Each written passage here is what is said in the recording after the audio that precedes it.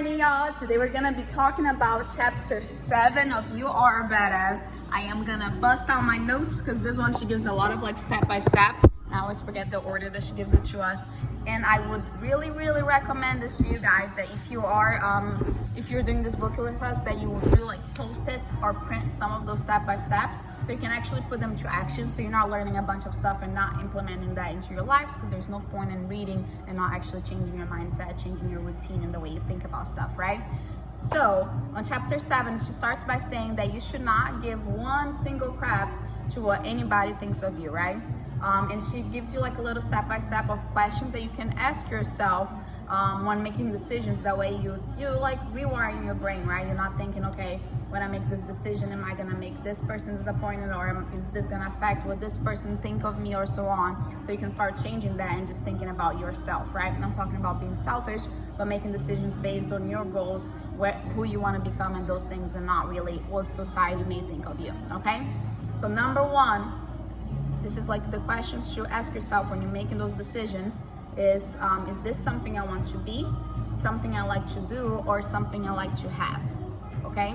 Number 2, is this gonna take me towards the direction that I want to go, not the direction that you should go according to your parents or society or whatever, the direction that you want to go, right? And number 3, is this going to screw over anybody in the process?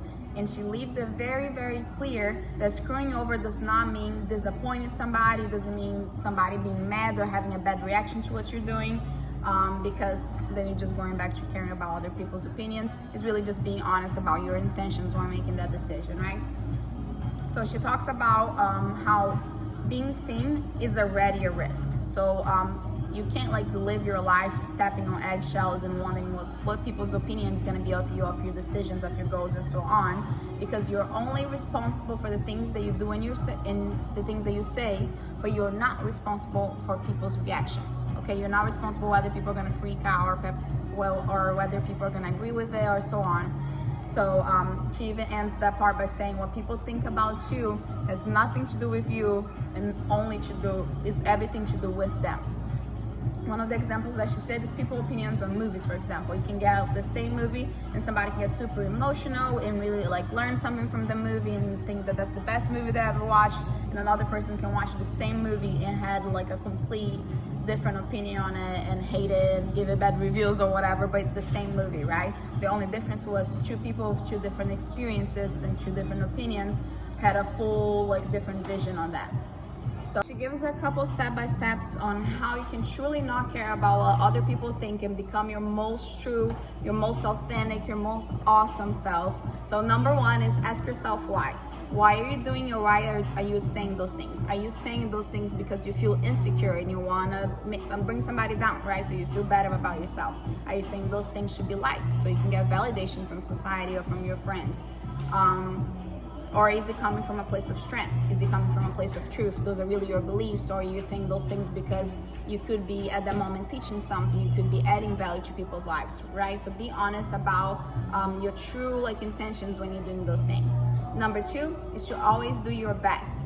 The easiest way to feel insecure about anything is when you know you half-assed it, right? Like no matter what anybody says, like for me that's like very easy, because for me no matter what anybody says, if I know I half-assed it, I feel horrible about it, right? But when I know I gave it my best, even if you don't like it, I'm like, well, there was nothing else that I could have done because I gave it my best. So if you don't like it, not my fault, you know? So number 3, trust your intuition. This is like a little bit harder because it's not something that's like commonly taught to us from our teachers or our parents, but we have the answers inside of us. Like even if you experience different things like therapy, for example, they're always asking you questions to get those answers that are already inside of you, right? So she says that you can practice sharpening your intuition and strengthen your connection with God to get better with that. A lot of people do that through meditation, right?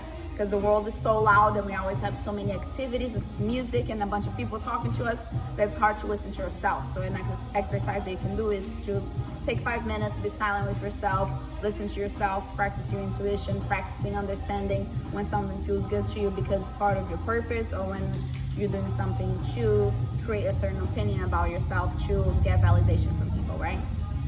Number 4, she says, while you're working on all those things, because they can be time consuming, is a good idea is to have a role model. So if you have like a role model or a hero or somebody that you look up to, when you're faced with those hard questions, what she says is think about what would my hero or my role model do in this situation, and then perform that way, and then answer that way and act that way, right? That's not like a forever thing. It's just while you're working on those things that might be easier for you to do while you're in the process of learning about yourself, working on your intuition, and doing your best. And number 5 is to love yourself. It seems like almost, I think all the step-by-steps that we've done right now end with love yourself, because it is the holy grail of happiness. And I think it's the first step of everything, right? Like for you to even want to invest time towards improving who you are, you got to learn to love yourself first. Even though like you're not exactly where you want to be, you might not look the way that you want to look, you might not have the financial income that you want to have, but it starts with loving yourself enough to be willing to put in the time towards improving and towards getting to those goals that you have for your life. So that was chapter 7. I love this one. I am gonna do a bunch of little post-its about those step-by-steps, because it definitely helps me not focus so much on other people when I'm making important decisions in my life. But I hope you guys are liking it, and I'll talk to you tomorrow for chapter 8.